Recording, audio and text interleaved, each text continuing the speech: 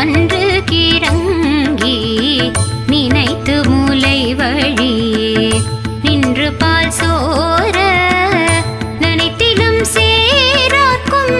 நெச்சல்வன் தங்காய் பனித்தலை வீணின் வாசல் கடை பற்றி சினத்தினால் தென்னிலங்கை